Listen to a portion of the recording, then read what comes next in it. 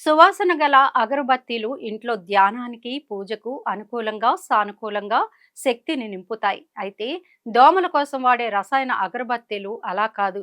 అవి ఆరోగ్యాన్ని, శ్వాసకోశాన్ని పాడు చేస్తాయి. అందుకే సాధారణ అగరబత్తీలకే బాంబ్ వంటిది పూసి వెలిగించడం వల్ల దోమలు దూరం అవుతాయి. దీనివల్ల ఆధ్యాత్మిక వాతావరణానికి కూడా ఆటంకం కలగదు. ఈ సురక్షిత మార్గం ద్వారా దేవతా పూజకు అవసరమైన పరిశుభ్రమైన వాతావరణం ఏర్పడుతుంది. అగరబత్తీలు మంచి సువాసనను ఇస్తూ పూజలకు, ధ్యానానికి ఉపయోగపడుతుంటాయి. అగరబత్తీలు వెలిగించినప్పుడు కిటికీ తెరిచి ఉంచి గదిలో గాలి బాగా ఆడేలా చూసుకోవాలి. ప్రతిరోజు కాకుండా ప్రత్యేక సందర్భాల్లో తక్కువ సమయం మాత్రమే వాడాలి. సహజమైన పదార్థాలతో తయారైన తక్కువ రసాయనాలు వాడిన అగరబత్తీలను ఎంచుకోవడం మంచిది.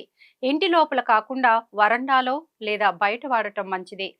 సంక్షిప్తంగా అగరబత్తీలు ఆధ్యాత్మిక అనుభూతినిచ్చినా వాటి పొగతో వచ్చే ఆరోగ్య సమస్యల గురించి తెలుసుకొని జాగ్రత్తగా వాడటం మంచిది.